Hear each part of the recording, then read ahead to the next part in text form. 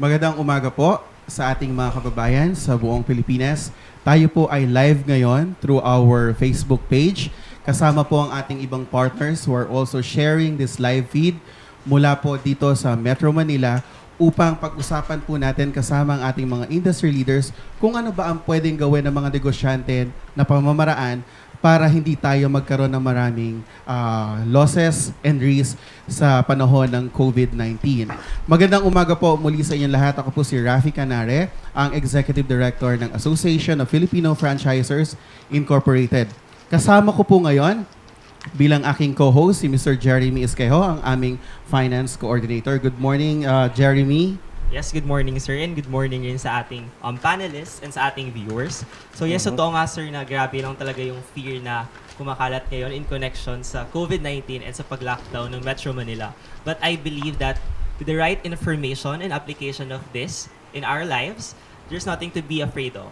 And with that, may I invite everyone for a short prayer and let's bask our presence with the Lord. Father, we lift to you this issue that we're currently facing right now about COVID-19, Panginoon, that despite the fears, the panics that nagsisirculate, we believe that you remain authoritative and sovereign over these things, Panginoon, that this is just a virus, but we have you in our side.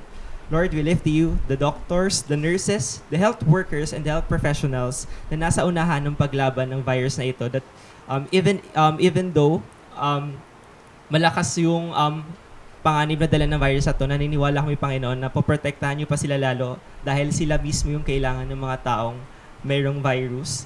And Father, we also pray for our leaders, Panginoon, that at this time, may you give them wisdom, may you give them the knowledge on how to manage this crisis, that they would not act upon kung ano yung nasa isip lang nila, but they would act based on what you're implying to their hearts, Panginoon. We also pray for our fellow Filipinos, Panginoon, and sa mga taong apektado ng COVID, that despite the fear na namamayani sa mga puso nila, Panginoon, we pray that you would give them peace, Panginoon, that you would give them comfort, that this virus would stop by your word.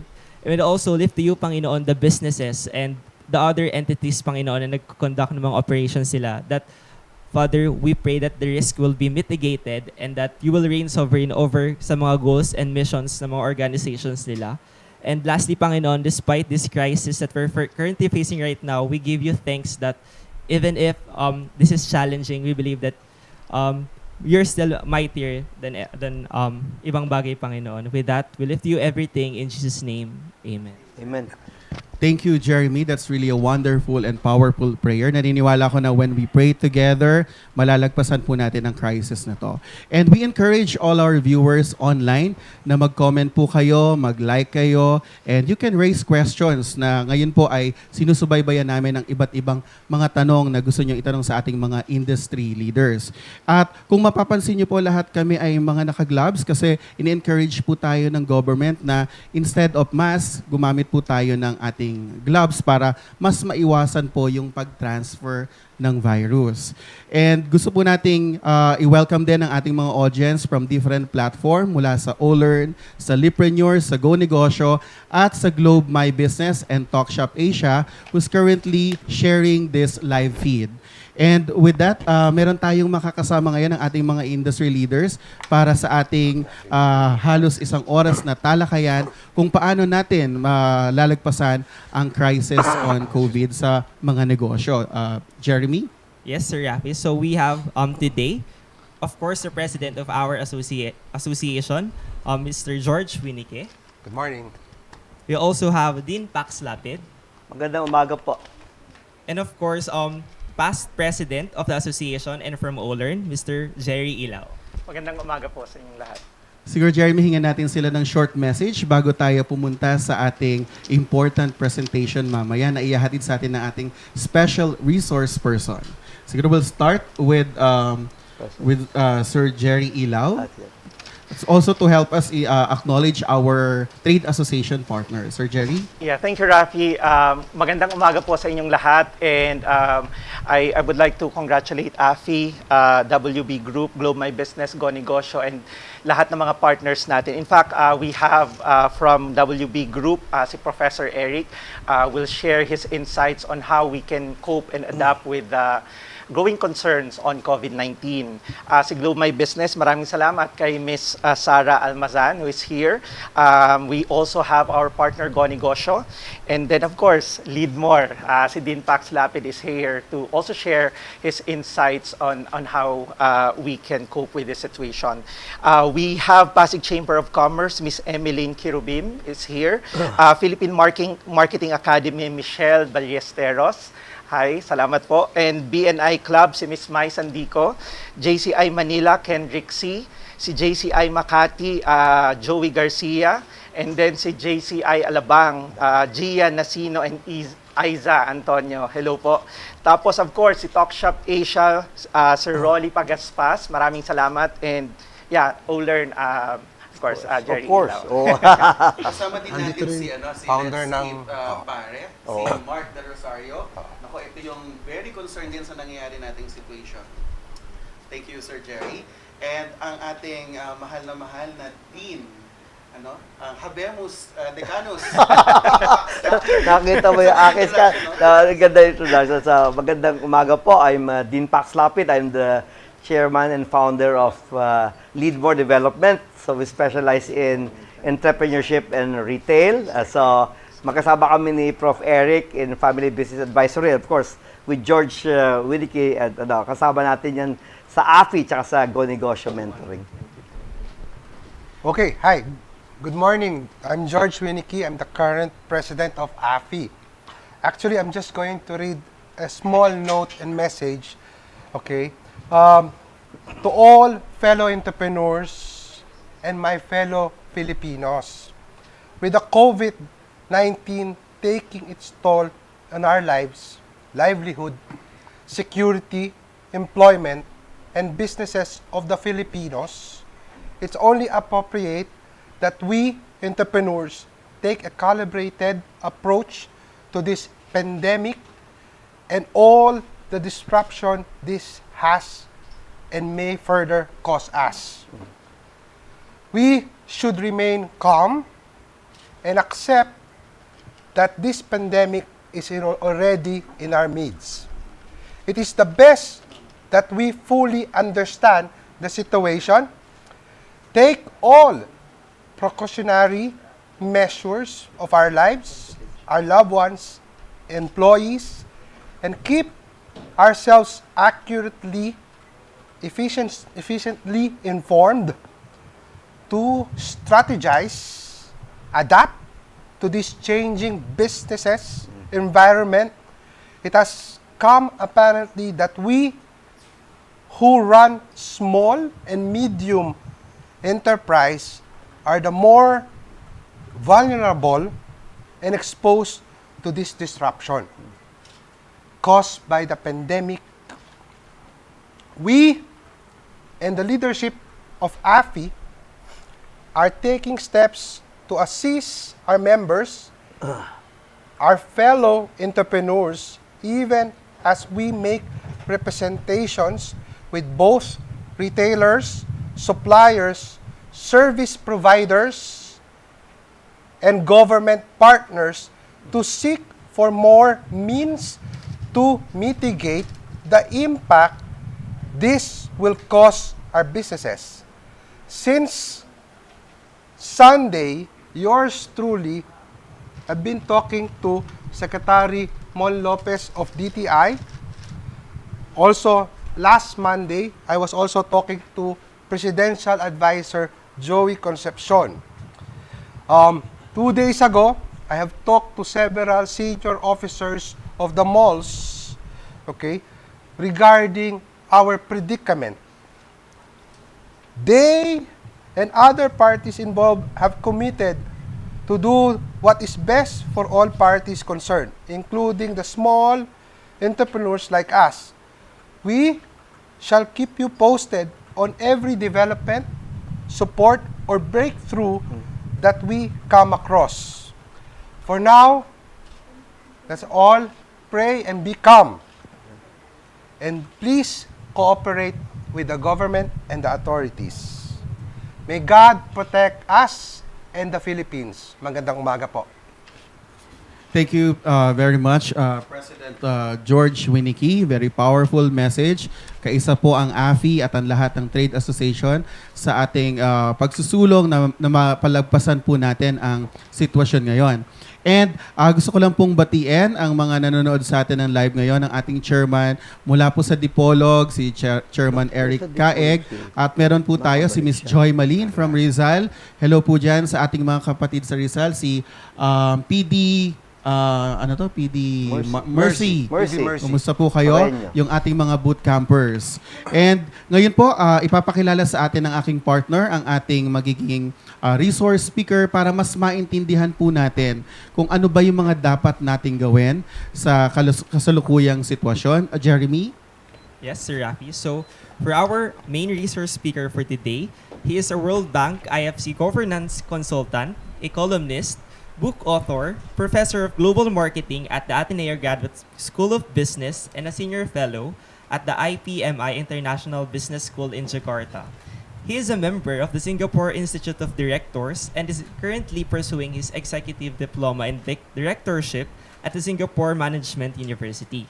Presently, he sits as the independent director of publicly listed Emperador Distillers and Travelers Hotel International, Resorts World Manila, and board advisor to 25 family businesses in Asia. So, he is a known international business consultant ng mga tycoons at businesses at takbuhan nga talaga ng mga negosyante when it comes to business crisis. And he is from WB Advisory Group. But before we proceed to him, we'll be having a short break.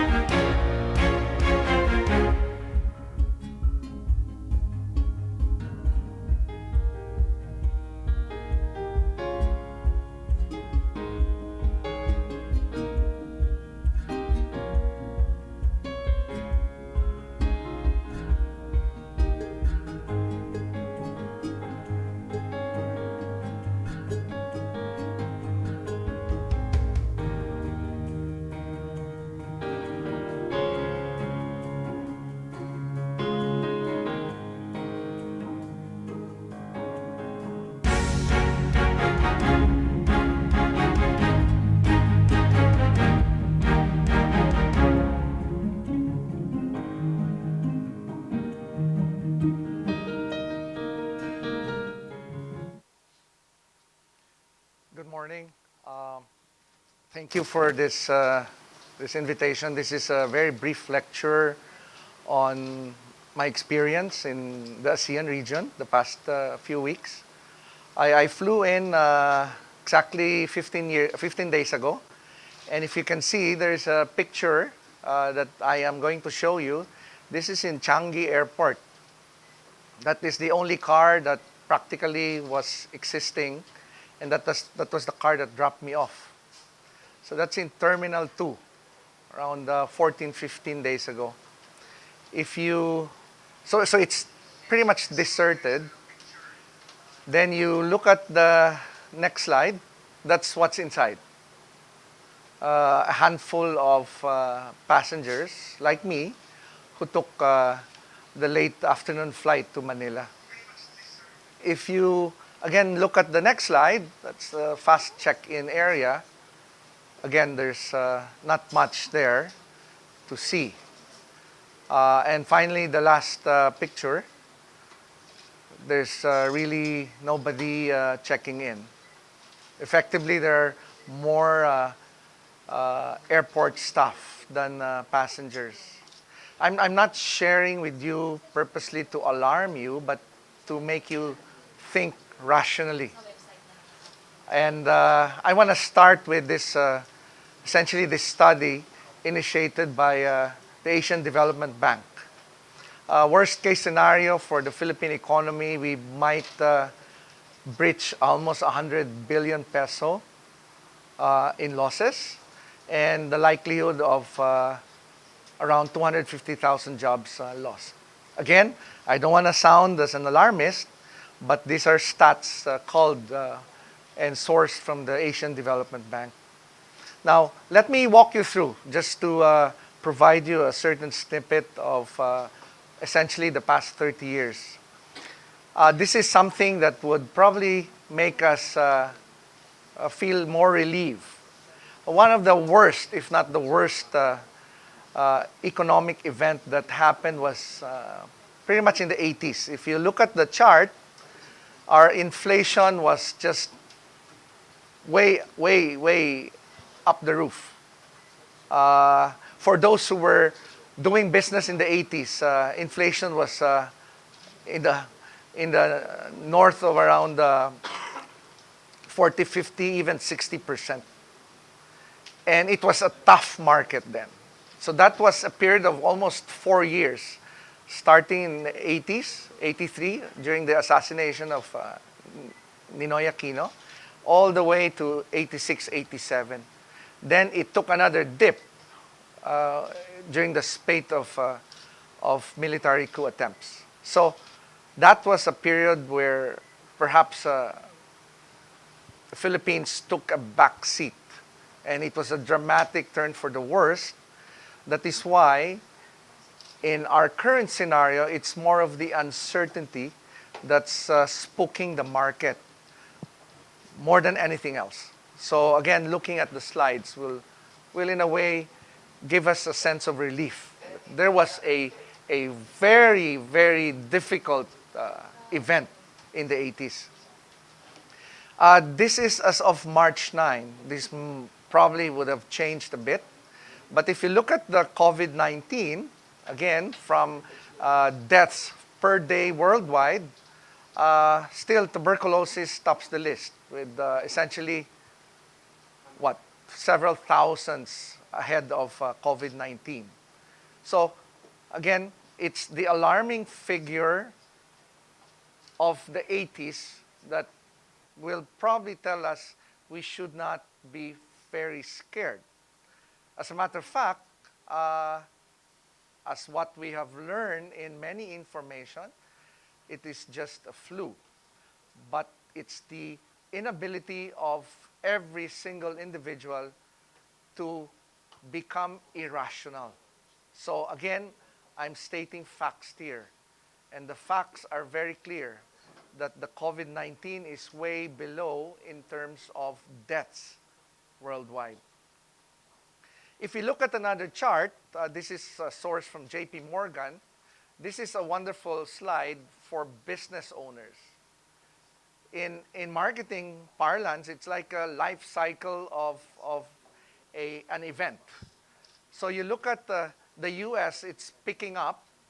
It's definitely heading where currently Iran and Italy and most likely Korea are experiencing. But look at China from a curve perspective. After almost 2 months of relentless campaigns, it has already, in a way, overcome that particular peak.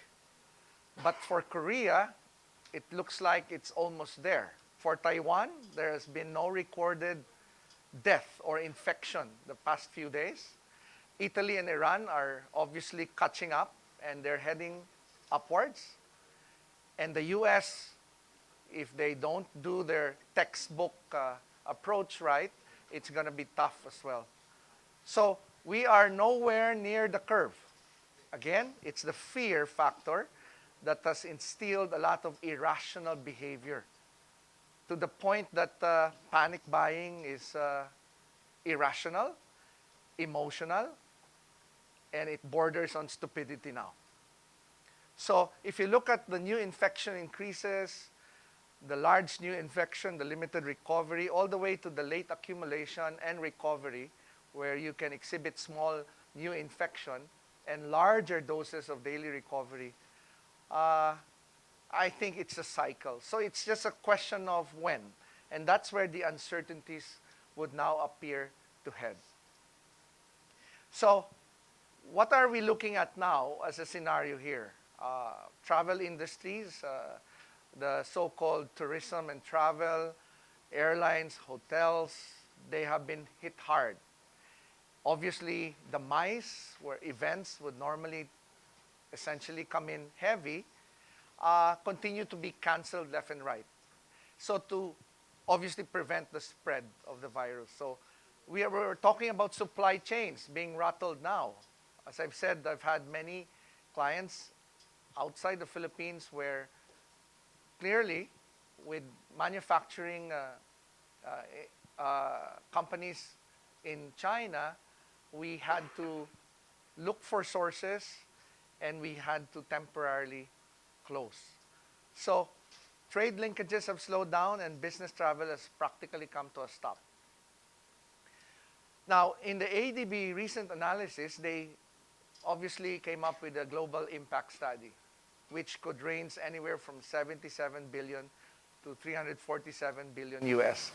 The travel industry alone, airline business, is a $600 billion business. And it is expected that around 115 billion US would be hit hard here. So effectively, this is what the outbreak has created. Now, in a moderate scenario, things are saying that, the world economy will be hit hard, and China would account for almost 2/3 of that world economy. But again, that's a global economy. Now, for the Philippines, and this is where I think the gist of my talk is, in the ADB report, around 0.2% of our total GDP would be affected, which would be around anywhere in the vicinity of around 30 to 40 billion US. And best case, we're talking about best case here, so around close to 90,000 jobs will be lost. But again, that's an ADB study. I can reinforce it with another study which we initially came up with. That's the best case scenario. A moderate scenario would be around anywhere from 65 to 80 billion US pesos and around 130 jobs lost. That's a moderate scenario. And again, that's an ADB study. A worst case scenario would be GDP losing a bit of around 0.6% or close to 2 billion US, equivalent to 100 billion pesos, and a whopping almost 260,000 jobs lost. Again, that's probably, if you compare it with the 83 crisis where almost 2 million jobs were lost, this is nowhere near. So, what's the worst than the worst? ADB came up with its own hypothetical worst case. We would shave off almost 2% of our GDP, which would cost us around 300 billion pesos, or around 6 billion US dollars, effectively cutting around 800,000 jobs. So that's the worst than the worst. But again, let me qualify. I said I don't want to sound an alarmist, but I want to be more realistic here. In the travel industry, which represents a quarter of our GDP, almost 25%, it is expected that we might lose around 30 to 40,000 jobs. And the transport industries will lose another around 20,000 jobs. So you see these numbers pale in comparison to the 80s debacle. But in the interest of all those who are in the MSMEs, or the micro, small, and medium-sized industries, this is what bothers me. Around 99.6% of all businesses in this economy are MSMEs. And that is where AFI has taken the bull on its horns. 99.6% of all businesses in the Philippines are MSMEs. And that's close to, or probably, 1 million businesses that appears to be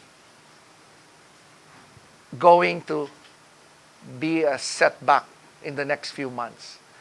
So let's put some clarity here. The micro represents 90%, or 88.45%. The small businesses represents around 11 to 12%. The medium size is a paltry 0.5%. So if we're looking at around 1.1 million businesses, it pays to seriously reflect on the micro, the small, and the medium size, which represents 99%. So we are talking here of businesses who appears to be legit, underground, or the legitimate ones. Now, those in the underground economy is likely to be more than 50%. And that's the worrisome side. Clearly, because they are not secured, they are not protected, they probably have no documents to speak of, they don't pay taxes, so they're the most vulnerable market out there.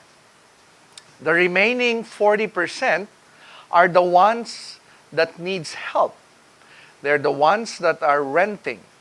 They're the ones that are effectively clamoring for support, both from the associations, the government, and their landlords.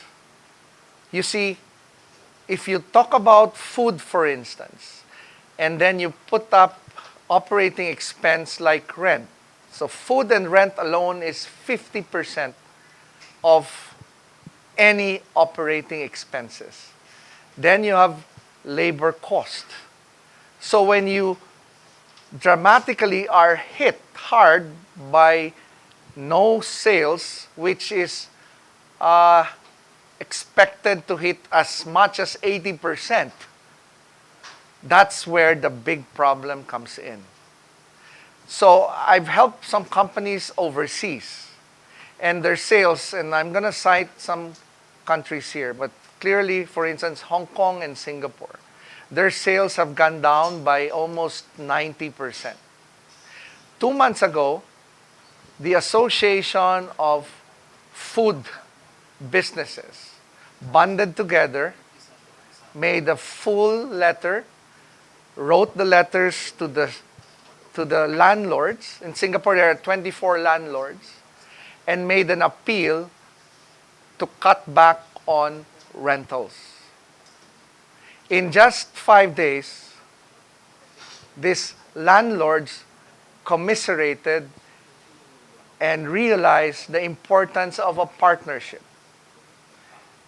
With that show of empathy, the first one who initiated the drop of 50% was Jewel in Changi Airport. And the rest followed. So we're talking about the association numbering 400 members, making an appeal to the landlords, and they were listened to. They also went to their Department of Trade.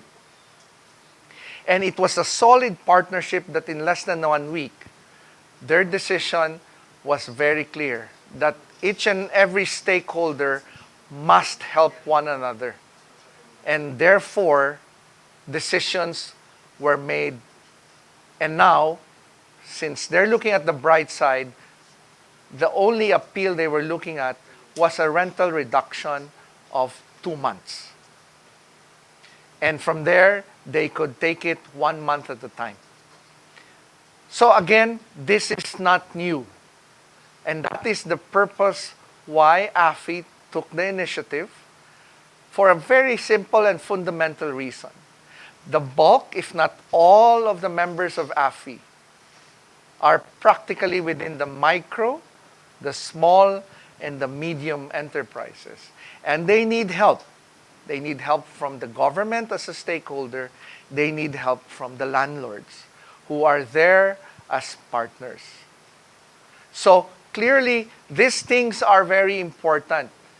And these insights will make us realize that at the end of the day, it's more of the uncertainty that's spooking the market. But once this uncertainty will finally pass, things will be better. What I've said, this is a typical cycle of a virus where each and every country have their own, I think, characteristics in managing it. But what is important here, the very survival of the food, beverage, and service sectors are in the hands of these stakeholders. And as partners, it is important that they really set aside profitability for now. I've had clients where they had to take a lot of pay cuts. Each and every one of us has a stake here. And it's important, at the end of the day, when we look back on this event, nobody got left behind. So these are things that we are looking at now. As I said, to reiterate, there are close to 99.6% of all businesses in the Philippines are MSMEs. We are looking at a doom and gloom scenario probably for the next 2 to 3 months. And my advice for businesses out there is to start planning. And just to cap all of these insights, this is really what is important. First, you activate your purpose. Why are you in business for? Perhaps you can answer that in a few minutes. Once you're in business for, you have to think about the stakeholders, your family, your employees, the families of the employees, and your customers. If you can activate that purpose, then you can cement your hold that there is really a bigger purpose here. Once you've realized that, it's time to pivot. How do you pivot now? By thinking about innovation. So let me talk glowingly about the food business. It doesn't mean that the COVID-19 virus can hit us hard and we will stop eating. For all intents and purposes, people will eat. It's a question of whether they will eat in your store or they will go for a takeout or delivery. Right? Most landlords in Hong Kong and Singapore had some argument with that. Hey, you can always, they actually confronted their tenants by telling the tenants, if they don't go to your store, why don't you provide a mechanism for delivery? But come on, 90% that we surveyed out of 400 retailers, 90% were not prepared with this virus. So the mechanism for delivery systems were not there. So landlords should not be able to come up with that excuse. So no matter how innovative a retailer is, we were never prepared at all because this hit us just a few months ago. So clearly, innovation is one, but stakeholder support is important. Number 4, we have to be prepared. How do we mean when we say we have to be prepared? We need to look at it from a curve perspective. 2 months? Let's do our numbers in 2 months. 4 months? Let's anticipate and forecast. 5 months? 6 months? What if the crisis extends all the way to the 8th month or 12th month? I did a planning session in one Singaporean office, and we all agreed that, hey, let's look at it from an 8 to 12 month perspective and see how it goes until a vaccine comes into the picture. Anything less than 8 months is gravy for us. So therefore, it made us feel better that we can weather the storm for the next 8 to 12 months. So preparation is key. Number 5, be a brand that cares. So whether you're a landlord or a store establishment or a retailer, continue to be a brand that cares. Because there are many people trying to rely on your brand. Number 6, empower and engage employees. Again, in one company that I've helped overseas, we asked the employees to come up with brilliant ideas. And they all came up with great ideas. We thought we had a monopoly of ideas. It's not. Employees, when given the opportunity, can contribute more than 50% of great ideas. So we embrace them, we listen to them. Number 7, this is the best time to lean on networks. Your connections. Going to your creditors, going to banks. In some countries, they have already, in a way, stopped amortization, interest payments for a period of time. Came up with rebates. In some malls that I know, they offered free parking so that people can come back to the malls. These are little things. And for landlords, it only takes one signature in one dotted line, in one piece of paper, take a hit for maybe around 5-6% of your total bottom line, but you're making a huge contribution to the huge MSME market. And number 8, it goes without saying that you have to continue to be helpful to others. And that's exactly what AFI did today. And that's exactly what Dean Pax did today. And Jerry of Learn did today. And the countless people here, from JCI to PMA to Talk Shop Asia to BNI, and of course to DTI and PCCI. And for those associations out there that needs help, again, this is an advocacy. Supposed to fly last night, we had to cancel flights going to the US, and this was an opportunity to really share whatever insights we've learned from our experience. So be helpful, continue to be helpful, and be sincere. You know, if you're a landlord, to cut by 3%, is that sincerity? To cut by 5%, is that sincerity? When sales are dropping by 60%, you cut by 5% or 10%, is that being authentic? Is that being a human? Is that being sincere? And finally, which I think I will be part of this engaging session, number 10, leverage on a turnaround. And this is where expertise of Dean Pax and AFI CEO George will come in. The bounce back is important. The science of bouncing back, this is where I think a lot of experts can really help you within your community. Now, what do we mean by bouncing back? Number 1, first, take out the fear factor. It's not going to help you. You'll just be irrational.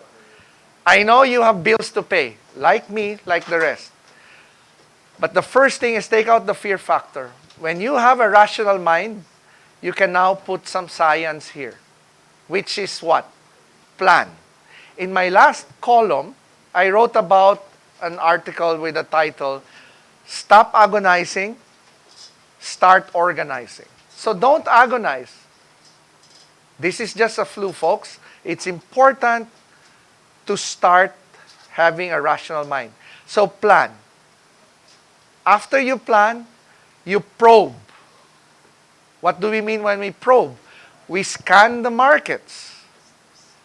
As soon as you've probed and scanned the markets, identify where you can still generate revenue outside of your traditional revenue stream. Like, say, delivery, right?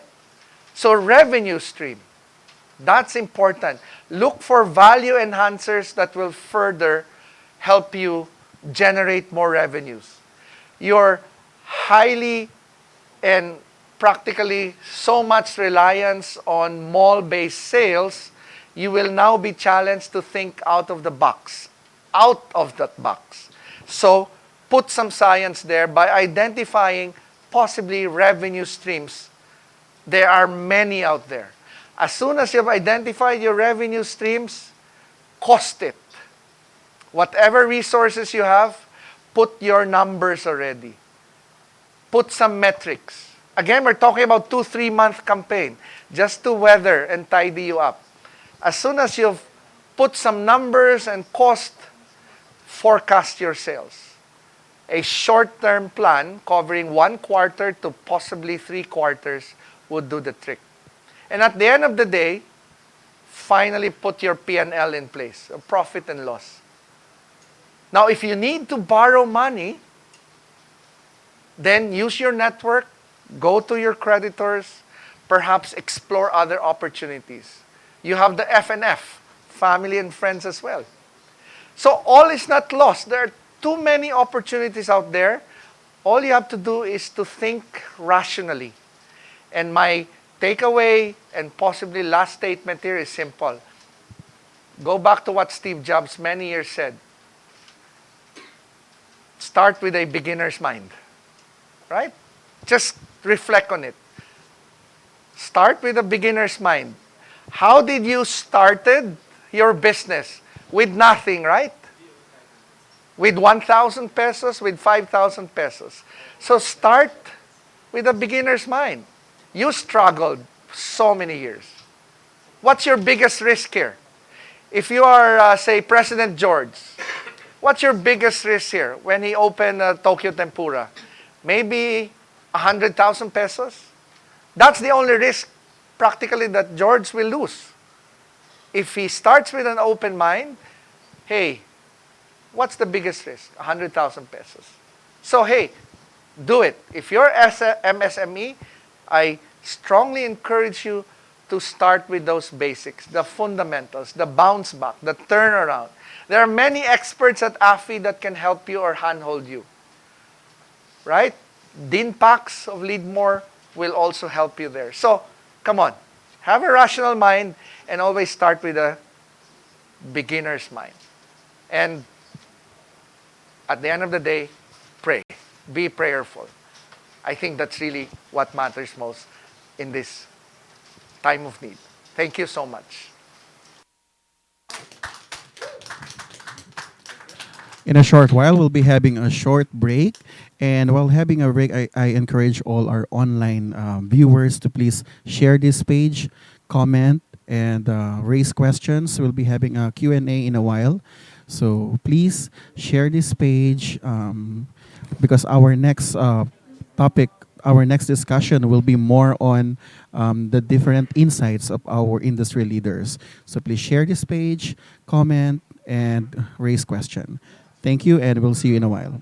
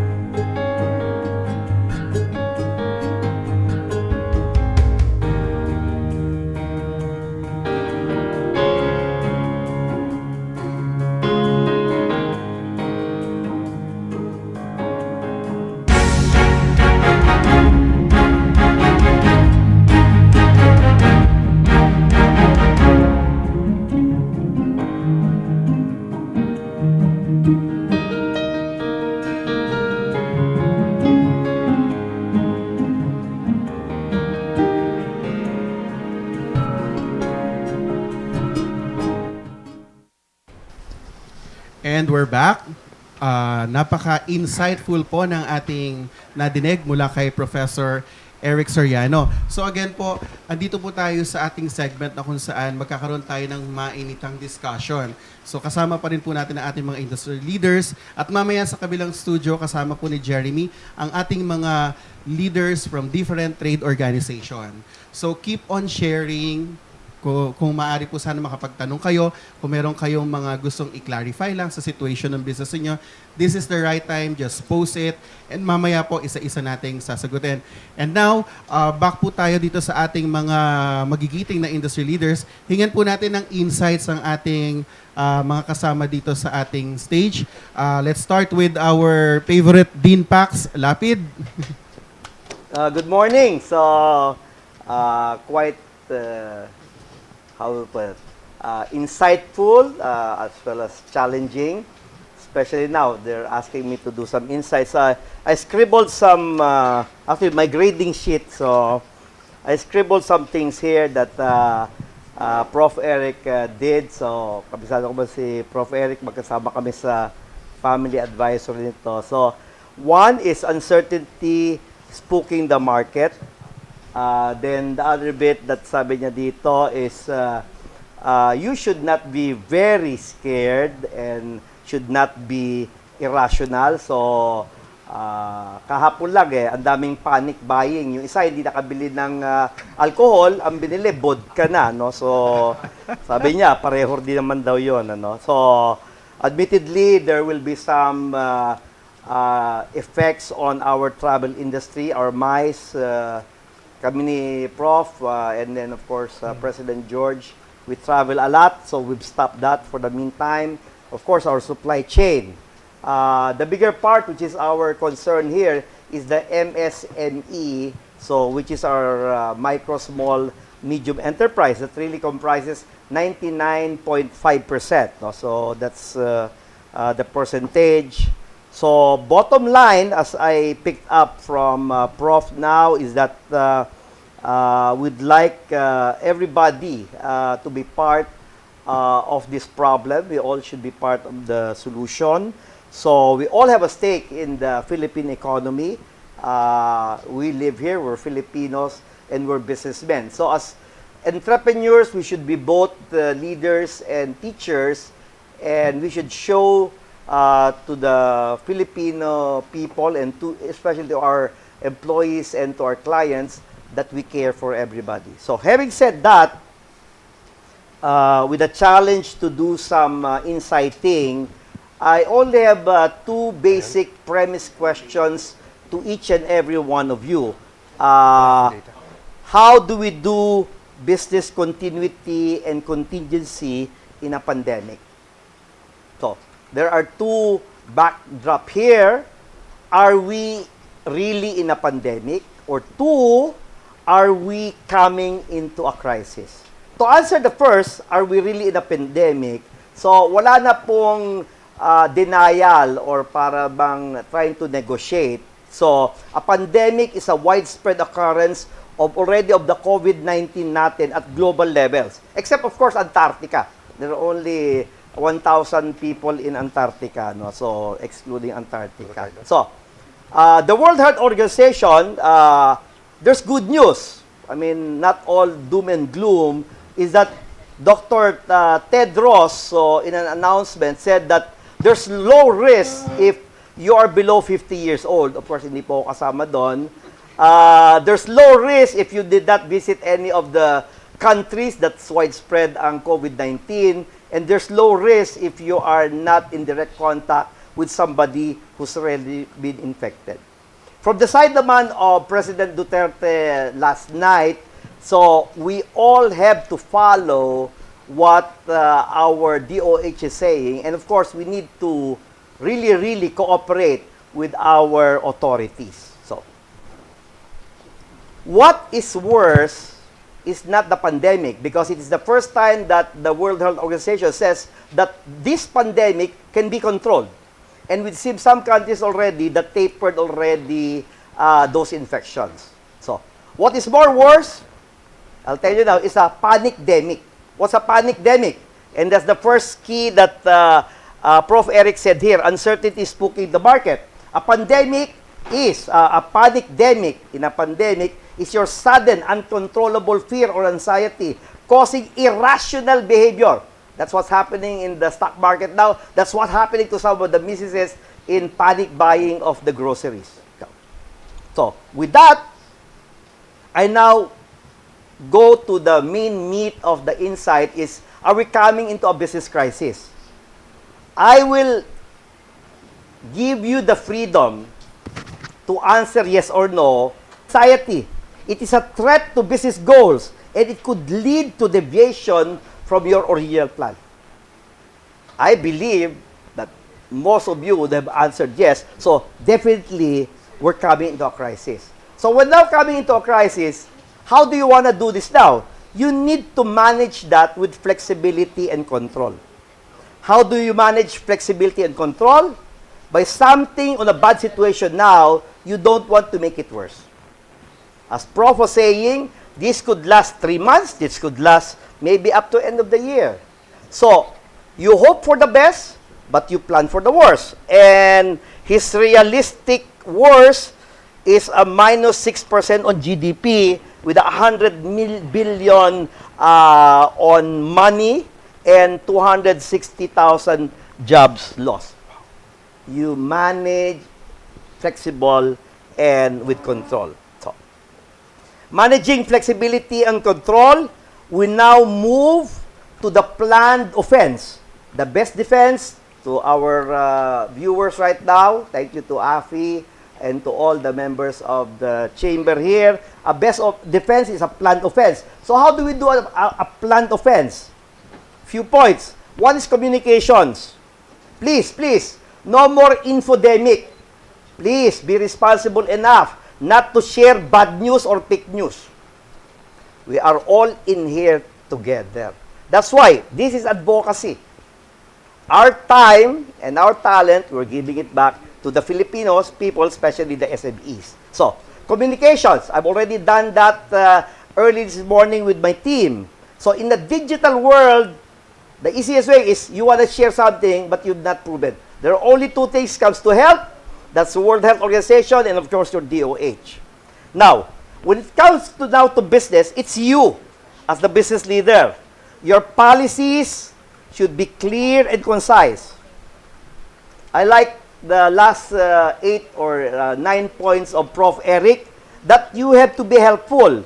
I will call that employees' needs. You have to do compassion with flexibility. You want to extend maybe the sick leave benefits or the vacation leave. You want to make sure that you don't risk your employees in travel.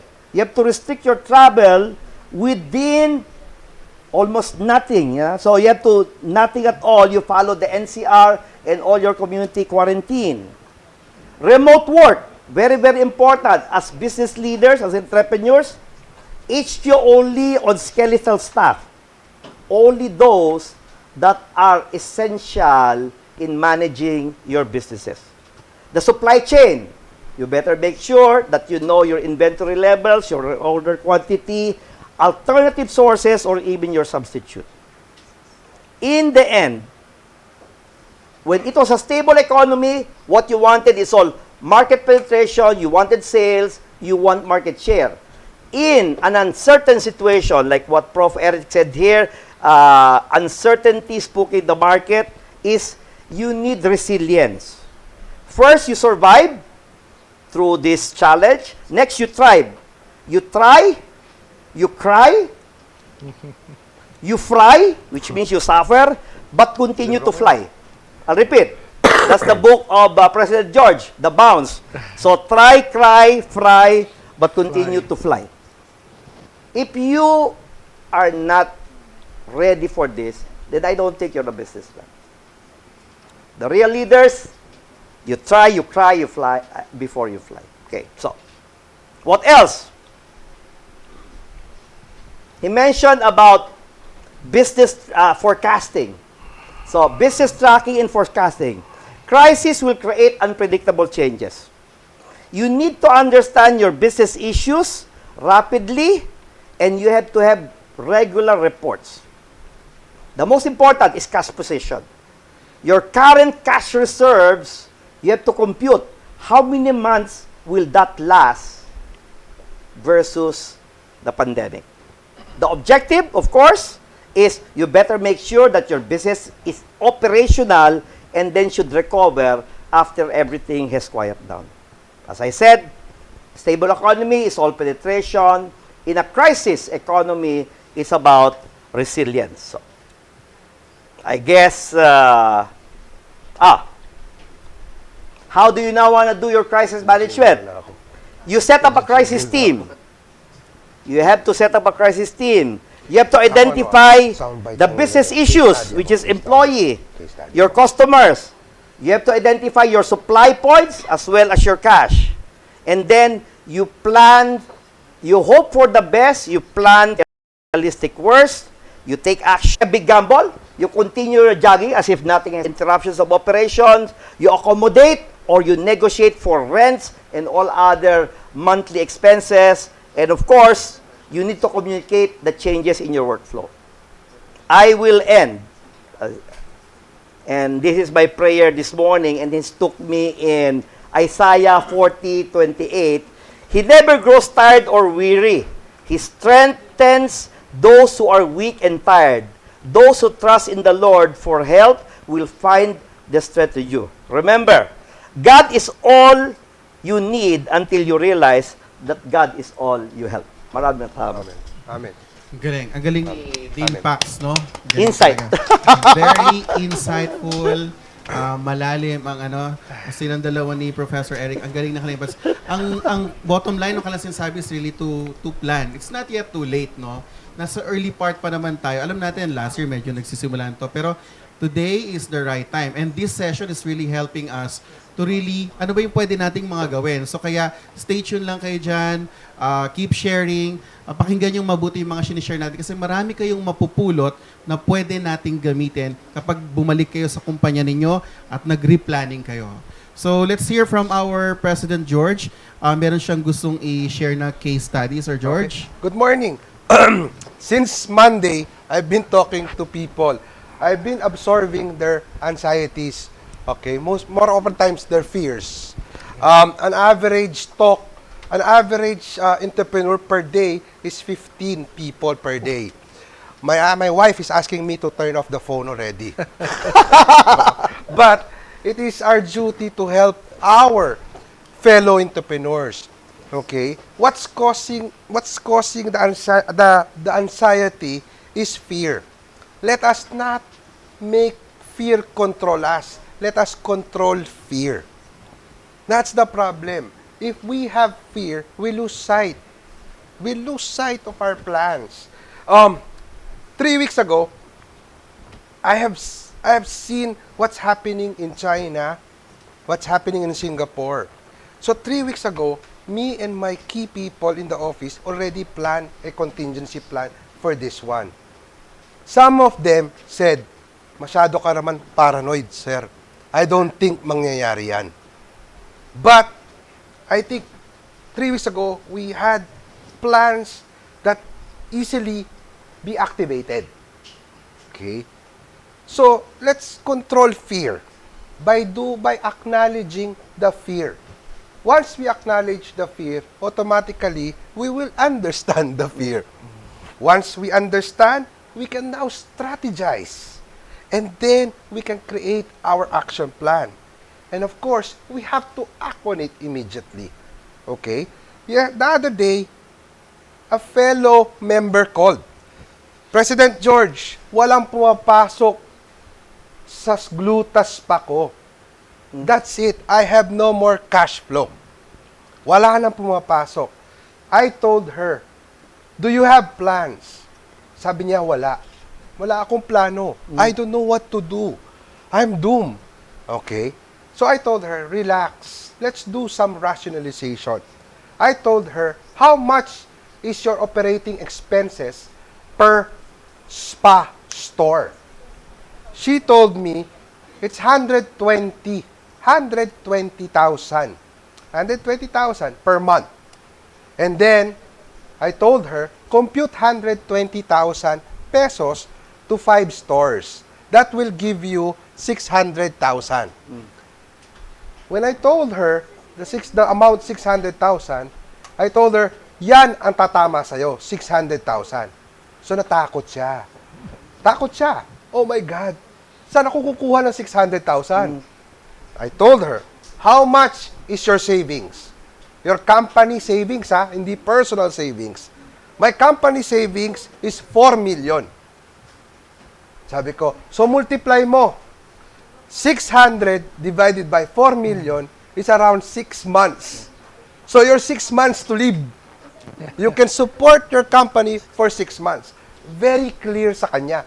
Very clear and now very clear that she can acknowledge and she can understand. Now the strategy that I told her is to lower the 120. The 120 operating expenses per store.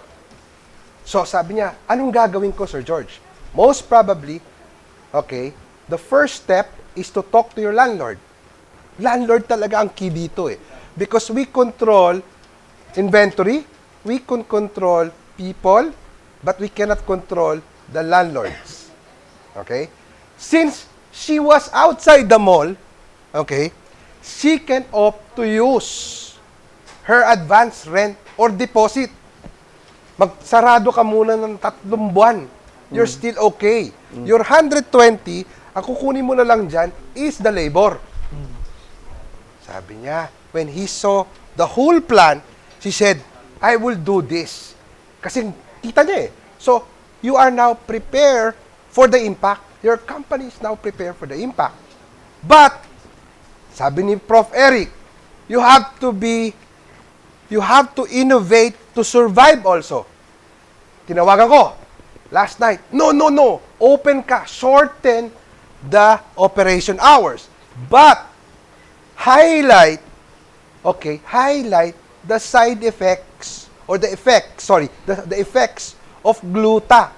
Di ba? Gluta can increase resistensya. Okay? With a boost of 1,000 milligram of vitamin C. Sabi niya, wow, sir. Tell your existing customer, okay, to cascade that information for your customers. And I'm pretty much sure they will all run to you. Alcohol nga, pinipilahan, tsaka vitamins eh. Ito, vitamins nilalagay sa katawan natin. So again, okay, looking at the whole thing, tama si Prof. Eric. Sanay tayo sa mindset na beginner's mindset. Okay? We have faced all the challenges when we were starting. This is not new to us. Let's control fear. And I'm really hoping that the mall owners, the mall operators will really understand our predicament. I'm appealing to you, guys. We're supposed to be partners. I know we're partners, but help us now. This is the time that we need your help. SM, Robinsons, Ayala, we need your help.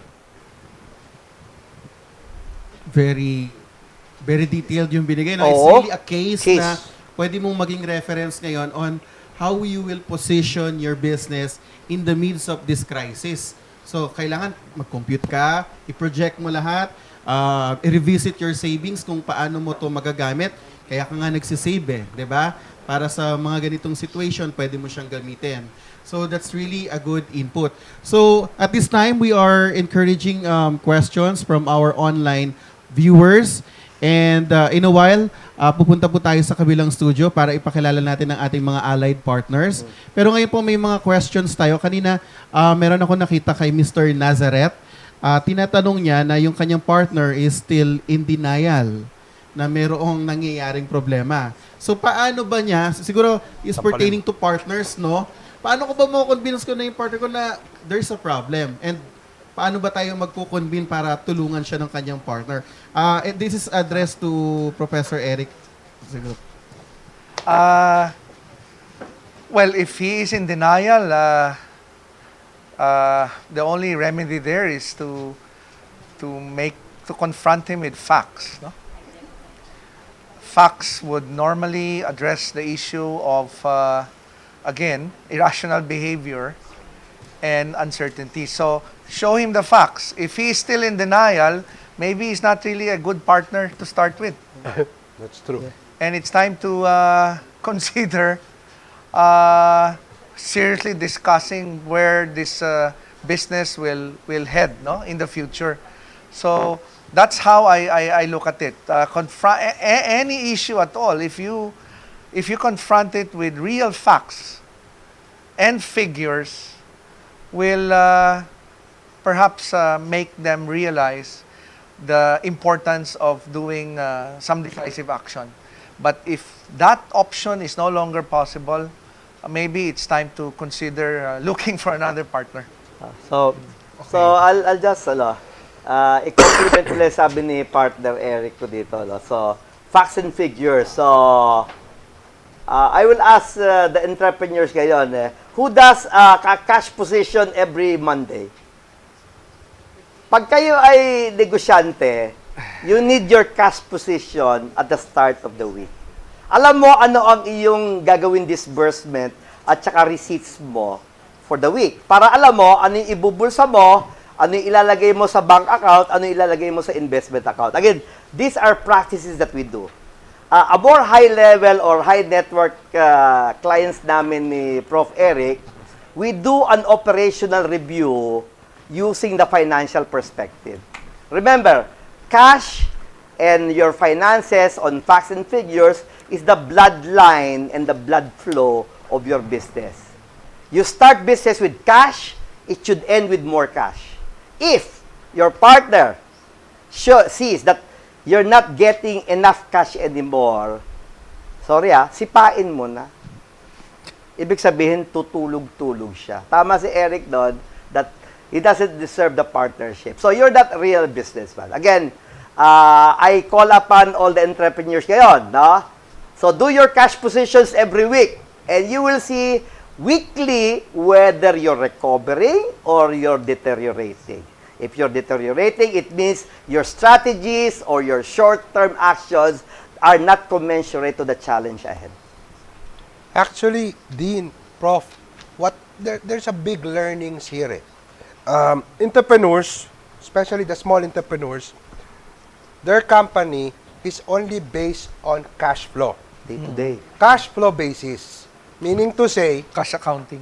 hindi nila tinatago yung net profit. They don't separate the net profit. Nakahalo siya sa isang account. Yeah. Okay? That is the problem now. Okay? Ang ginagawa nila, maghihintay sila ng pera to pay the rent. Maghihintay sila ng sales to pay the suppliers. So this is what's happening. Patay. Putol ang cash flow. So how will you survive? And that's why I always tell people, okay, on a monthly basis, on a weekly basis, try to create your profit-loss analysis. Get the net profit, put it in a separate bank. Maswerte ako that for 7 years, I've been doing this. Naaway ko ng accountant ko. It will destroy the recording. No! I will like to move, to get the net profit. The net profit. For small restaurants, do a weekly P&L. Okay? Even with your taxes, alisin nyo na. Yung VAT nyo, lagyan nyo sa isang bangko. That's self-discipline. That's why this girl survive. He will survive for 6 months. Because all her net profit, naka-separate. That's her life. Ito sa aming past president, si Ms. Tess siya na when you do plan, bago yung maraming strategic planning na yan, financial planning muna, i-position nyo muna lahat, ilabas yung mga facts, para pag yung mga partners mo, investor, pakita mo yung realidad. No? Napakahalaga po nun. So may mga pumapasok tayong mga tanong sa ating online. Marami tayo dito ay mga mall tenants. No? Sir George, this are addressed to you. Si Mr. Opras Ocampo, one of our Go Negosyo mentor, is asking na, is there a move with all this organization and AFI na negotiate with our mall owners para magkaroon ng adjustment sa ating rental. Sir Guys, George? to my fellow entrepreneurs, please try to be understanding also. Okay? Hindi po natin makukuha to sa init ng ulo. Okay? There are talks already with the mall owners. Okay? DTI is also helping us. PA Joey is initiating a meeting to talk to the tycoons. But guys, okay, wag naman yung waive the rent, 'di ba? I mean, let's be reasonable and fair, okay, to each other. Let's have that balance. Tama, Prof. Eric, no? Yes. You don't want to antagonize them at this point. They're in the leverage position. That's the reality of life, di ba? So, there are moves, and they're willing to listen. Talk to several, I talked to two presidents of a mall. They're willing to listen to us, and they're willing to help. Let's just be hopeful. So abangan natin yung magandang development na yan. So alam ko through Presidential Advisor Joey Concepcion and Sir George, next week magkakaroon niya ng mga malalaking development. So abangan niyo po, i-update namin kayo. At this moment, gusto kong ibigay kayo sa kabilang studio kung nandun na aking partner na si Jeremy. Kasama po ang ating mga industry leaders from different trade organization for their questions and short messages. So Jeremy, kumusta dyan sa kabilang studio? Okay, yes, Sir Rafi. So we really encourage our online viewers to post your comments and your insights so that this forum could be more of an interaction.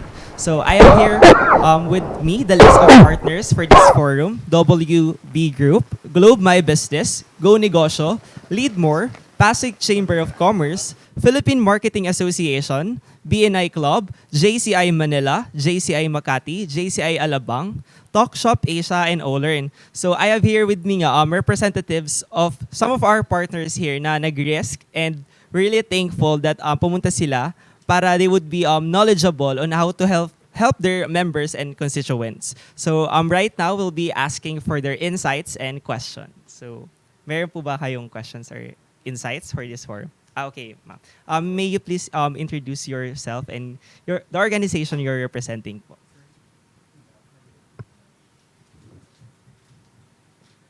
Hi everyone, I'm Mitch Ballesteros. I'm the CEO and founder of Xlink Management and Marketing Services Corporation. It's Xlink Events. We're actually a MICE company.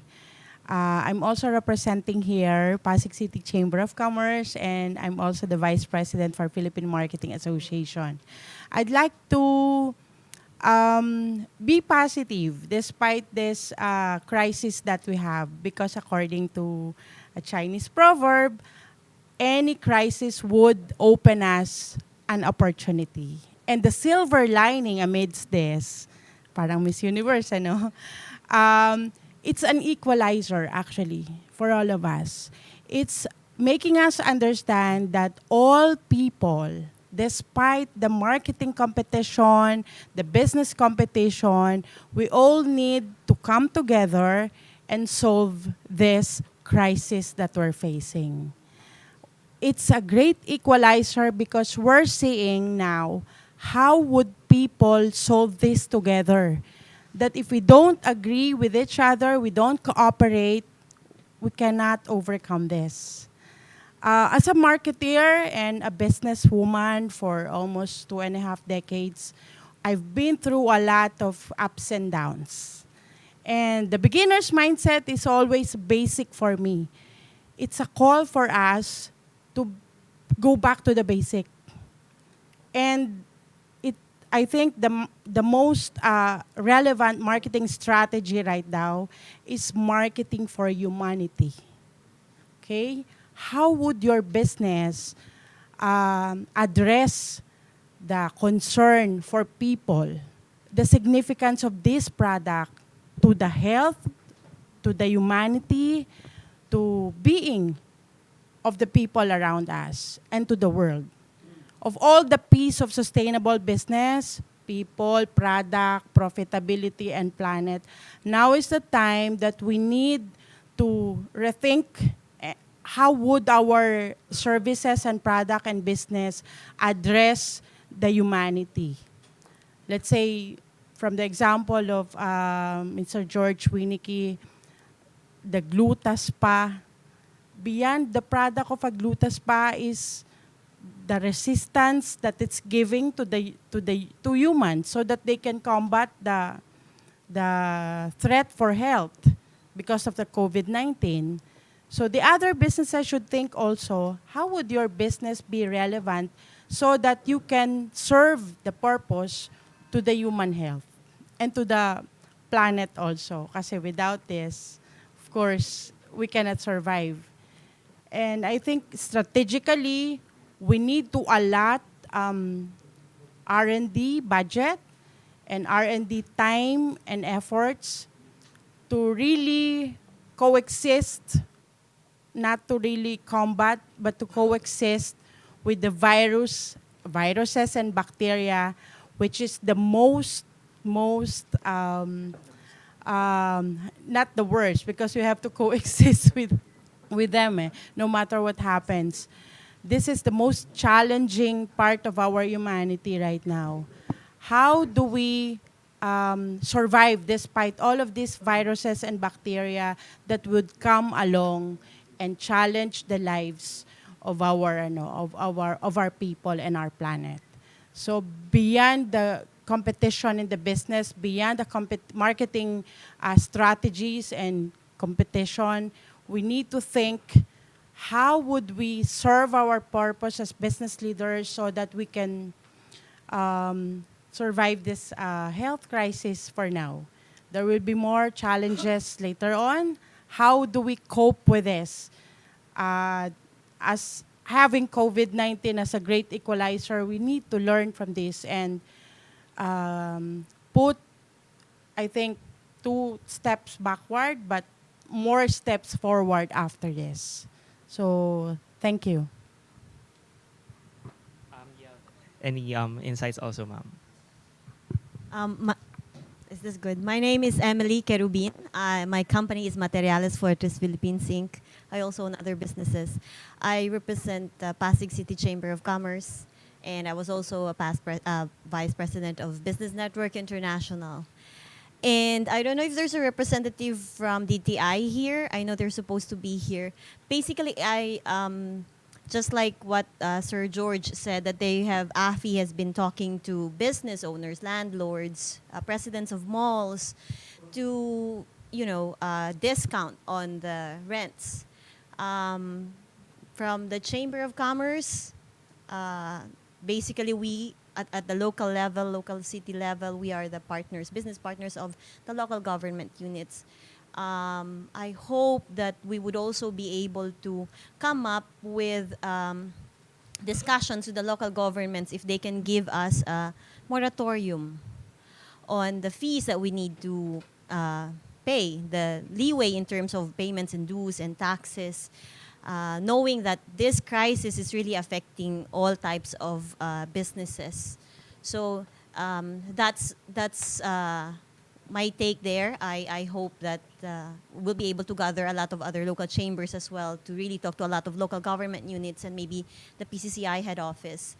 And also as a business owner, personally, when everyone was already scared about COVID-19, I was just laughing until last Monday my sister called me and she said, you said that COVID-19 is not going to get worse in the Philippines, because my belief is, Metro Manila, we're very sturdy as individuals. We mga kagaw na yan, wala lang yan binatbat against the streets of Manila, right?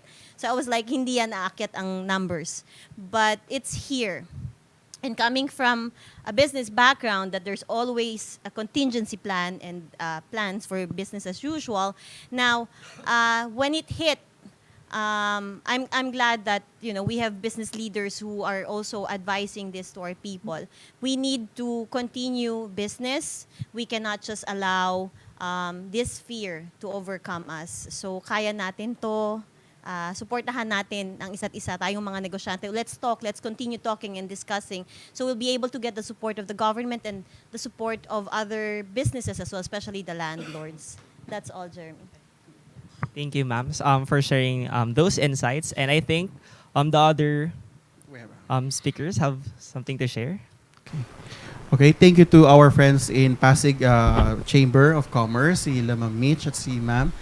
Meron lang tayong pumasok na question dito regarding the contingency team. No? It's like a emergency team. Yes. So how do we address it kapag masyadong lean yung organization, very small? I think Dean Pax has something to add on that. When I used to work for Shell, ang crisis team namin, 15 yata yun. Pero ito ngayon, with just this morning, I convened my crisis team. So the basic premise there is who generates the cash and who holds the cash. Ulitin ko The basic premise to form your crisis team, who generates the cash? Which means, yun yung operations and marketing mo. Who holds the cash? That's your finance or your accounting. Of course. So, pwede kang tatlo lang. So, ikaw ang presidente. Ngayon, kung si Mrs. ang iyong may hawak ng cash, di ba?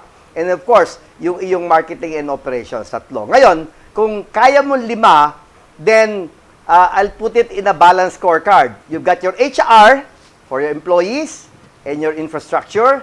You've got your operations, which are your 4 processes. You've got your marketing, which are for your customers and clients. You've got your finance, which is for your money. And then you've got your stakeholder, which is the founder or the president. So 3 or 5 bigger companies, like me before, 15. So 3 or 5, basta ang premise natin, who generates the cash and who holds the cash. Ganda. Ganda, Master Dean. I'd like to acknowledge Globe My Business. They're supporting this activity now. Okay? I'd like to say hi also to Vince Rodriguez. He's watching. So, Dean, Prof, Ayan. what's gonna happen? What do you think? Saan ang punta natin ngayon? To dovetail on the crisis issue, there are 2 kinds of crisis.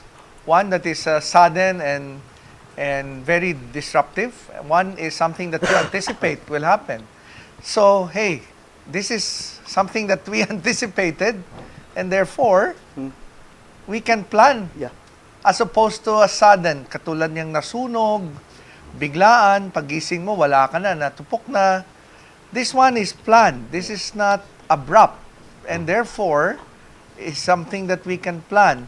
Now, if you are a small business, like what Dean Pax mentioned, husband and wife tandem, all you have to do is to, again, talk about your cash flow and how you can generate sales. Because clearly, cash flow is so correlated to sales. Sabi ko nga sa mga small businesses, your biggest truth is your bank balance, di ba? That's true. So, that's pretty much what accounting is all about. So, if you can look at your bank balance, you can plan ahead, talk to your accountant, you can rationalize your resources. It's not a knee-jerk reaction to possibly consider doing some balancing on scheduling of employees. But there was one question raised earlier. Will the government support? I know that there are laws that provide support, especially for those that have been dislocated or disrupted, employees. Now, my advice to the government, come on, we are in an emergency. Therefore, you can always ask for supplemental budgets to reinforce your budget that was never part of the whole equation. So, go to Congress. Congress, if they have a heart and they have the resolve, supplemental budgets on labor and possibly small business subsidies should be the order of the day. And you don't need to be reminded. It is your duty and obligation to really push this because, again, we're in for a tough ride, but it's never the end of the world. That's why every time there's an adversity, there's always a silver lining. But you have to act because speed here is critical. I see. But ano to actually this week and next week, it's going to be a new norm. People will accept this new norm already. Okay, so alam nyo naman ng Pilipino, they can easily adjust. So again, ako naman, let's stick to innovation. Entrepreneurs, let's stick to innovation. I'm also appealing to our partners like Grab, Lalamove, the other partners. Please try to organize something to help us. Okay? Especially the industry from the food. Okay? Kung ayaw pumunta ng customer sa mall, okay, dali na lang natin ang produkto natin via this group. Lower your fees. Lower your fees. Remove Lower your ano. fees. That's 30% add-ons eh. Oh, Lower it. Lower it. Yung joining fee, etc. Yeah. But you have the volume naman eh. So please, if you're listening, help us. We would like also to thank Globe My Business for supporting us today. They have a very, very useful program na pwedeng gamitin ng mga SMEs, especially kapag may mga remote employees na sa bahay nagtatrabaho. Watch out next week. Globe My Business will be sharing with us the technology that we can use lalo na sa mga ganitong klase ng crisis. So balik po tayo sa kabilang studio. Nandun po si Jeremy para may question po tayo from our industry leaders. Jeremy? Yes, I think we have questions from some of our industry leaders here. Okay. Anyone? Si Ma'am. Yes. Yeah. Being in business for almost 2.5 decades, I'm just wondering lang, the SSS, sa social security system, there are employee share and employee share. Maybe we can have some sort of an emergency budget for the businesses. Anyway, the companies are paying it, and it's much per month, depending on the number of employees you have. And the employer share part, maybe we can use it as an emergency subsidy for the OPEX of some businesses, especially those that are really compliant on it. Kasi there are things that we pay to the government that are still gray area when it comes to the benefits that the company is receiving. Maybe the government can check into it so that we can have a supplemental funds from these things. Thank you. Any questions po? Insights. We have here from BNI Star. Hi, my name is Mais. Professionally, I'm the CEO and founder of PMCM Events Management, and I'm currently the Growth Chapter Coordinator of BNI Star. And BNI is a group of business people, business owners, and we've been chatting and talking about the work arrangement. So for the next weeks or months, if this worsens, we're thinking about sending our staff to work at home. But most of us, we have services or manufacturing kind of business. Therefore, we feel that work from home will not work for this kind of businesses. It will really affect our business, to be very blunt and straightforward about it. But what is your suggestion in terms of service-oriented companies? I'm into events. I have a lot of canceled events already, and it really affects my cash flow. How will we survive if we send our staff to work from home? How can we monitor them? Or will it be recommended or highly suggested to send them at home or give them a 4-day or 3-day working hours so that they can report in the office and to, of course, minimize the transmission or for them to get infected by this virus, because we don't know until when. So anyone can answer, please. Kasi, it depends on what department, no? Of course, my commissary I have to open my commissary. My commissary has to service the franchisees. Okay? So, ang ginawa ko lang ay I limit the people in terms of going to the office. First is, one, cut to half. Okay? May papasok ng Monday, Tuesday. Tapos magbabakasyon sila. Papasok yung isa. Then, I also change the hours, the opening hours, para hindi sumabay sa rush hours. Kasi, that's the risk eh.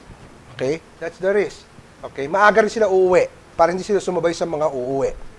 Okay? For the office, the admin, we can activate the work at home system. Kasi monitoring lang eh. Well, I'm very thankful to technology that we can Viber, we can chat, we can give instructions and everything. But again, some of the activities that we normally do in the office, yung may high risk, tinanggal ko na muna. So, yung spend ko muna. Prof. Bob? Well,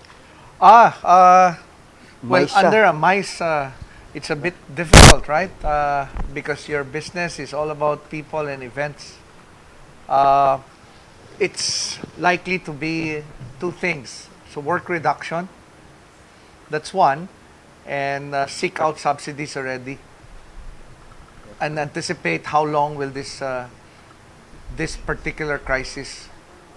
So if you can seek subsidies already, like in the US, it was very clear. They have an SBA, Small Business Administration, that focuses on subsidy. And in the speech of Trump very recently, he said that he's gonna ask for almost $50 billion for subsidies on SBAs. So in the Philippines, it is something that you may want to explore. Because sa Labor Department, meron sila eh. Pag nawala ng trabaho, the Labor Department will be subsidizing already. I don't know specifically how much, but it is under the law.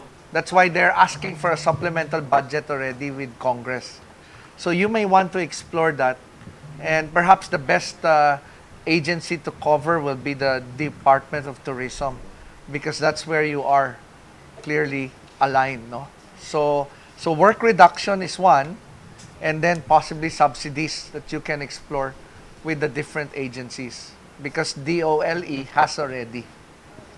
It has to be government talaga eh. Kasi even in our case, kami ni Prof. Eric, meron kaming event ng March 28, pero tinamaan ng the quarantine period of 1 month. So, hindi lang kami canceled, we have to refund. Pero baka, kasi may cash flow kami. I guess the issue, and I appeal to our business leaders, look at your balance sheet or even your retained earnings of the previous year. Baka lang gusto nyo, puro subsidy and everything, ayaw nyo mag-shell out. Now is the time, you as business leaders, to shell out money that you've already earned. That's the real test. That's your metal. Baka kayo nang hihinayang na maglabas or magsuka ng inyong kinita na. Now is the time to do that. Actually, Now is the time to do that. So, to answer the question, I'm a little bit confused, pero I'll frame it into, kung ano ka, you have to ask the question whether the issue is transactional or the issue is operational. If it's operational, you have to continue business. How will you get customers after the COVID-19 if you're not operational? Pag matutulog ka sa pansitan ngayon, matulog ka na habang buhay. Magsara ka na. Ngayon, if it's transactional, you have to take the bitter pill, especially in MICE, in events, in seminars, kung wala tayong technology, you don't have business, i-plan nyo na, isang buwan yan during the quarantine period. And it could be even worse. Like I said, transactional, there's nothing you can do about it. Operational, it's your choice whether you want to continue the business or not. Okay, we have another question on the other studio. Jeremy? Okay, so we have one from online. So ito sir, medyo different naman kasi before we're asking questions regarding the continuity of our businesses. Ito naman, ang question niya is, paano po kung mag-open ang business? Is it advisable to open or to continue this month? From Jit Kinaso. In the middle of the crisis, mag-start ako ng business. Oh, it depends on the business. If he's in the delivery business and food, this is the best time to open. This is really a great opportunity. If he is outside the malls, I see no reason why he should not open. Because as I said, if it's food, people must eat. So it depends on what kind. Now, if he's in a business where, say, service, like if it's a service business like a spa, for instance, he has to rethink. Because spa means what? There's a lot of interaction in the spa business. And you're holed up in one room, and the possibility of transmission might be higher. So again, it depends on the industry. If it's food, if it's medical, wow, that would be a wonderful opportunity also. If you're planning to put up a drugstore, do it. Yeah. Everybody is in health. Yeah, health and wellness. Actually, guys, ang na-observe ko dito in my part, because we have several stores. Now, my learnings here is I have to balance. Yeah. I have to open outside the mall. More often times outside the mall. Yung community area, high foot traffic, okay, not really depending on the mall. Yes. Because when I was looking at our sales, okay pa yung sales ng mga outside the mall. Oo. Agree. Yeah. If I may add just lang, no, one, this is not the time to feel desperate. In the lag where there are less engagements with customers, very few customers are coming in, this is the best time to retrain our people. This is the best time to invest on new skills. This is the best time to audit and look at your P&Ls per store. This is the best time to probably rectify your stores kung may konting cash ka dyan. Again, my model there is once this outbreak ends, as if you opened yesterday. Yes. It's brand new. The people are highly skilled now, fully committed. So, there's always a silver lining in all of these adversities. Kaya, seize the day. This is a great opportunity to do a lot of things. Right? So, there. I like that idea, no? Parang we're very positive and looking forward to that day na matatapos na yung outbreak, and we're relaunching all our businesses. So this is really the right time to review the operations, repair the stores. That's really a good input. Na nakakatuwa. Nagiging mas positive yung ating note. But I have a question, sir. Since on the franchise naman, syempre, we have a lot of franchisees, no, sir, lalo na you as a franchisor of Tokyo Tempura.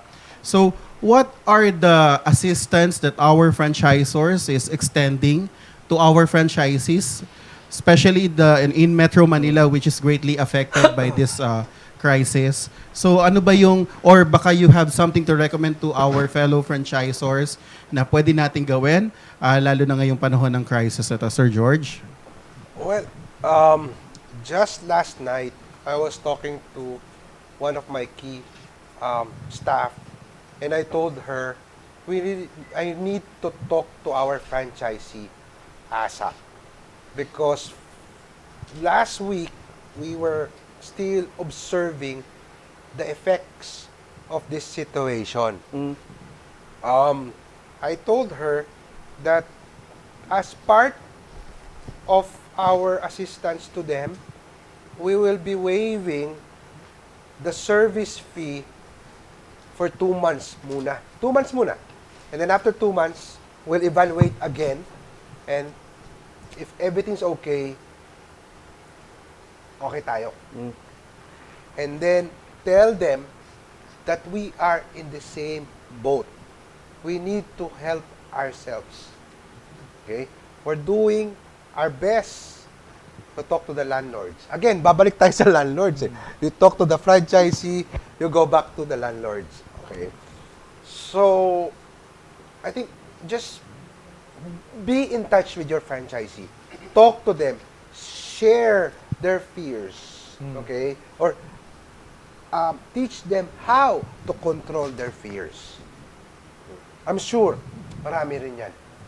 Yeah, that's a good point. So damayan talaga tayo ngayon. And all the plans na ginagawa ng ating mga franchisor should be properly cascaded. No, kung ano man yung gagawin ng main office, it should be established to all our franchisees. So we have another question sa kabilang studio. Okay, so before we proceed to another question, si Ma'am meron siyang insight from situation ni Miss Mais earlier. Yeah, because I come from the construction business, so services. May mga deadlines ako sa mga clients ko. So it's business as usual. I'm just so thankful with my partners, no, yung support that I was able to set up yung na-localize yung mga tao ko. So for every project, may mga staff house, may everything. So hindi na mo problema sa tao, sa manpower. It's now the materials. May mga shipments pa ako, hindi ko pa napupull out. Baka bukas pa daw, maabutan na ng lockdown. We don't want to call it lockdown, but then that's what it is. So I think, no, depende yung level ng the effect on the business really depends on what type of service or products we give to our customers. But one way or another, everyone is affected. Now, because of this, all businesses needs cash flow. And I have a lot of receivables that I still have to collect. Tapos naabutan tayo nito. So, being a business owner, apektado ako. Pwede, di ba, do I have the heart to push yung mga kailangan pang magbayad sa akin, magbayad na kayo. So, but then, being business owners, no, lahat ng negosyo, kailangan pa rin nating magbayad sa SS, PhilHealth, Pag-ibig. Nananawagan ako sa inyo. Ano ba, pwede bang bigyan nyo rin kami ng palugit bilang mga negosyante, di ba? So, yun lang sana. Talagang magtulungan tayo so that government and businesses should really help each other. The various government agencies also. So, tulad ng sinabi ni Ms. Mitch, sana naman, SSS will also support us, no, giving us subsidies or emergency funds in crisis like this, because not everyone has good bank reputation yet, no. Yung isa kong business is just relatively new, so how can I loan from my bank kung wala pang isang taon yung negosyo ko? So things like this. So sana from the government, various government agencies, business owners, fellow business owners that are my clients, even banks. Let's all put our heart into what's happening now para tulong-tulong tayo, no? Let's be united to support para we can survive this. It's just a virus. So we're humans. Mas matibay tayo kaysa sa virus na to. Okay, so we have one question from si Ma'am muna, nauna po si Ma'am, and then I'll go proceed after. Hi, good afternoon. Good morning. I'm Aiza. I'm from JCI Alabang. So, as JCI Alabang, we're an organization of young people, 18 to 40 years old. So, my question is, there's a lot of us, especially sa JCI Alabang, who are members, who recently shifted from being employees to entrepreneurs. So maybe some of them this year lang nagsimula or last year lang nagsimula in the business. And siguro since they're very young entrepreneurs, they really have hindi ganun kalalim yung bulsa nila. So hindi ganun kalakas yung ganda yung cash flow nila. So what's your take, or maybe what's your advice to newly opened businesses, especially if hindi ganun kaganda yung cash flow nila? And also, what's your advice to people who are really not motivated right now or medyo demoralized because of what is happening? So, how do I put that? So, to the new entrepreneur, relax. Starting a business is easy. It's creating positive cash flow during the winning period. W-E-A-N-I-N-G. Parang bata yan. Parang a baby business is born Ang gagawin mo lang sa bata, padede lang ng padede, hindi pa tumatakbo, hindi pa ngumingiti, hindi pa marunong mag-spelling ng ABCD. Ganun din po ang negosyo. You don't generate enough cash flow during the early years of the business, especially if you're running a business na para bang bagito ka. So, talagang there will be what you call para bang you have to project that the business will only be getting its cash flow once it's a little stable. Ito naman ang kapangyarihan ng crisis. So, that's the reality of the game. So, there are 3 positions in running a business. After all, business is creating value through time. Starting a business is easy. You go into a dip, which is called the valley of dirt, D-I-R-T. Ibig sabihin, you get your hands dirty. Now is the test of your metal. You get your hands dirty into the nitty-gritty of business. Once you get into the valley of dirt, you now get into the valley of debt, utang. Bakit? Receivables. How do you now bridge the gap between accounts receivables mo and your accounts payables? I have to be very, very clear about financial positions here. I've been in business for, 20 years. I've been teaching entrepreneurship even in the master's degree over 15 years. So, I've seen a lot want to start not for the ROE of return on equity, but on the ROE, return on ego. Now is your chance to be humbled enough. And it's a test of metal again. Once you go to a valley of dirt, once you go to a valley of death, if you don't survive, you get into the valley of death. D-E-A-T-H. You're dead. After all, 9 out of 10 businesses, start-up, fail the first time. I'm not trying to scare the new entrepreneurs, but that's the reality of the game. If you cannot get into that game, so the DNA of an entrepreneur, you get into the zone. You get into the zone, you open yourself up to the world, to the environment, you look at the opportunities together with the problems, and then you stay in the zone, even how hard it is. My good friend, George Winnicke, stayed even on the zone of the valley of death and whatever when he had, I can say that man, di ba? Japok. To a point, a little bit of depression naman, Mentor George, di ba? But he survived. And then he tweaked even the Tokyo Tempura, without advertising, yun na rin, di ba? So, ilang version ka of Tokyo Tempura na ngayon from the time you started? Apat na. Innovation. The only way that you really stabilize a business is version 3 or version 4. You don't do it in version 1. Napakaswerte mo, napaka-genius mo if you start your business good on version 1. The reality of the game, ladies and gentlemen, is version 3 or version 4. Even my IT company, we do a lot of work in the US. In fact, today is the last day to do a federal contract that I have to, but I'm here, di ba? It's my operations guys doing that. So, we know the game. So, it's not version 1, it's somewhere between version 3 and version 4. So, good luck to the newbies. You will not, ganun ang mindset, walang motivation, you will not survive this crisis. Actually, to add to that, I think some of the newbies, the new entrepreneurs, they shortcut the golden rule. Diba normally, let's put up a business, how much is the capital? Yeah. Okay? In the capital, they remove the working capital. Okay? So it has to have at least 6 months working capital or a 1 year working capital. If you're a new entrepreneur now, that you have a working capital now, you will survive this crisis. It has to be there. So, that's a problem. Again, it's a learning for everybody. Let's stick to the golden rule or the rules. If you put up a business, add your working capital. Let's go.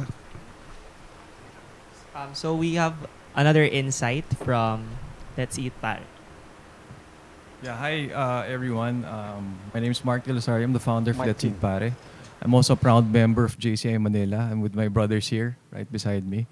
I just want to lend an insight on the food industry because Sir George mentioned that innovation is very important now to survive. I think one model that we can shift, and we've seen also, we're very trendy, in terms of food, let's say cuisines or things that are happening in Western society. And one of which is, we all know, is milk tea, no? Became a really popular, a hot trend in the food scene. And also yung mga samgyupsal, recently fluffy pancakes, oversized cookies. But maybe we can change or shift our menu for the meantime and offer products that are immune boosting. So products with vitamin C, turmeric, ginger. So we can also help our countrymen address this problem by when they dine in our restaurants or eat our food, there's some nutrients and also some, di ba, value-adding products that can help us. So plant-based diet is actually a very popular trend right now because of the Netflix show. So these are things that we can actually grab on as opportunities moving forward. Thank you for that, sir. This area naman po. Okay, do you have questions or insights to share? Hello, good afternoon. Yes, my name is Kendrick from also representing JCI Manila. Just like to give an insight to, especially for those yung mga newbies, as you call them, people who's just starting. Although you've heard a lot of negative comments because of this crisis, but as I was thinking, it can also be an opportunity. Kasi during this time, everything is slowing down. You're being affected, but the market leader is also affected. During the normal time, everything is moving in such a fast pace. While you're trying to learn the business, the market leaders, the bigger companies, they're already yung gap is already getting bigger and bigger while you're learning. But during this time, since everything is slowed down, so you're just yung gap between everyone is small lang. So you prepare, use the time to prepare. So once everything ends, the crisis ends, it's a whole new race, di ba? But halos lahat kayo dikit-dikit lang. So you can overtake the ones in front of you much easier than during a normal pace. Okay. Thank you. I think that's it, sir. Okay, for final words, let's hear it from Dean Pax Lapid. Ako ba muna? Ano Sige, gusto mo? unahin natin si Sir George. Okay. Fellow entrepreneurs, please, let's trust this government. I think we have two personalities in this government. Ang puso nila para sa mga negosyante. Okay? That's Secretary Lopez, no? Ramon Lopez. Okay? And also, Presidential Advisor Joey Concepcion. They know. Okay? They know. And also, we will submit, the association will submit these sound bites or information or position letter to them. Okay? So, guys, be healthy and be well. Kaya natin to. Thank you, Sir George. Sir Eric? I think a lot of things have been said, and the next step is how do we move forward. So we talk about the important participation of a powerful stakeholder, which is the government. So whether the government agencies from DTI to say BIR, where it's going to be tax season in a month's time, and Department of Labor, if we can have concessions and we can have supplemental budgets to support this very temporary setback, then it will also allay some fears of these entrepreneurs. So a government intervention or possibly a government support will be very critical. But more than the government, it all boils down to the entrepreneurs as a powerful stakeholder.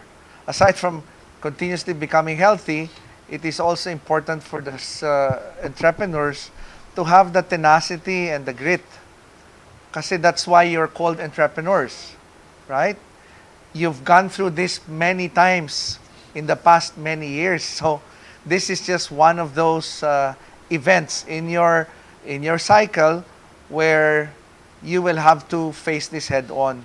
So as entrepreneurs and stakeholders, it is very critical that you simply focus. In short, hindi lang naman ikaw nag-iisa. Everybody's affected. We just have to be bonding ourselves and aligning all the intentions. There are associations who are willing to step up and represent your concerns, but collectively we should not be irrational. This, if it is a cash flow issue, we'll just have to plan ahead. Businesses that you started, alam nyo naman that it takes 2, 3, 4 years to eventually do a payback.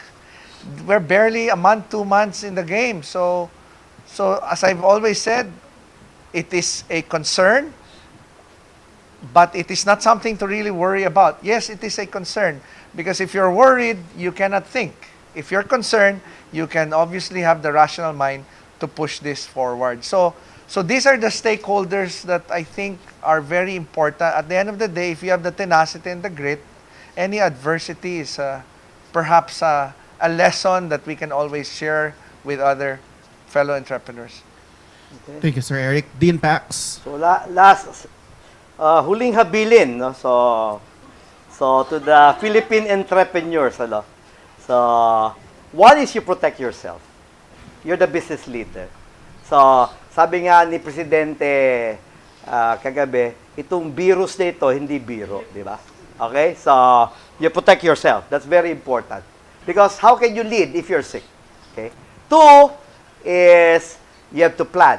You have to pinpoint the business issues that you have, whether that's operational, that's transactional, or that's relational. Of course, after you plan, so you make sure that you persevere, you're here for the game. You're not just here to get into the zone, you're here to stay in the zone. And of course, the last one is you always pray. So again, to the Philippine entrepreneurs, so you protect, you plan, you persevere, and then you pray. Thank you, Dean Pax. Napakaganda ng naging discussion natin. Sana po nakatulong ang ating discussion na to, itong ating public forum to all our entrepreneurs na bigyan kayo ng pag-asa, kung paano natin iaayos at iahanda ang ating negosyo, at kung paano natin i-relaunch once na natapos po ang ating outbreak, meron namang breakthrough pagkatapos. So, gusto po nating pasalamatan ang lahat po ng sumabaybay sa atin sa ating forum na ito. So lahat po ng sumuporta, yung ating O-Learn at yung ating Lipreneur platform, Globe My Business, Go Negosyo, and TalkShop Asia for helping us to broadcast this important forum na makakatulong sa ating mga negosyante. And I would like to acknowledge our allied partners who supported us, lalong-lalo na po ang WB Plus, led by Sir Eric Soriano, at ang lead more ni Dean Pax Lapid. Of course, ang ating official telco, Globe My Business, Go Negosyo, the Pasig Chamber of Commerce, sila Ma'am Mitch, Philippine Marketing Association, BNA Club, kasama si Miss Mais, JCI Manila, sila Sir Ken, JCI Makati, sila Sir Joey, and JCI Alabang, sila Gian, TalkShop Asia, sila Sir Rolly, at lahat po ng ating mga members who supported. Please, this will be recorded. Malalagay po to sa ating timeline. We'll continue to reshare this and continue to reshare this. And nagpapasalamat kami sa ating kaibigan, si Mark, sa Let's Eat Pare. Alam ko yung mga members ng Let's Eat Pare, maraming natutunan dito sa ating discussion. Kasi alam niyo yung mga restaurants natin, kailangan namin kayo kasi magugutom kami. So kailangan lang natin ng logistics. So again, maraming salamat po. And as we end, we would like to appeal to everyone to continue praying para po sa ating sitwasyon ngayon. Malalagpasan po natin to. And let's do our part. Mag-ingat tayo, social distance, at kung meron tayong mga nararamdaman, voluntary quarantine na tayo. At syempre, tumutok tayo sa ating radio, television, and social media kung ano yung mga updates na ibinibigay sa atin ng gobyerno. Again po, I'm Rafi Canare together with Jeremy Esquejo, President George Winicky, Professor Eric Soriano, Dean Pax Lapid, at ang ating pong mga board of directors na nasa kanilang mga opisina para paghandaan ang ating hinaharap na challenge na ito. Ang tapang Kami po ay nagpapasalamat at nag-iiwan kami ng isang hapon na magbibigay sa atin ng pag-asa para muling makabangon. Maraming salamat po and happy weekend. Marami pong salamat. Happy weekend.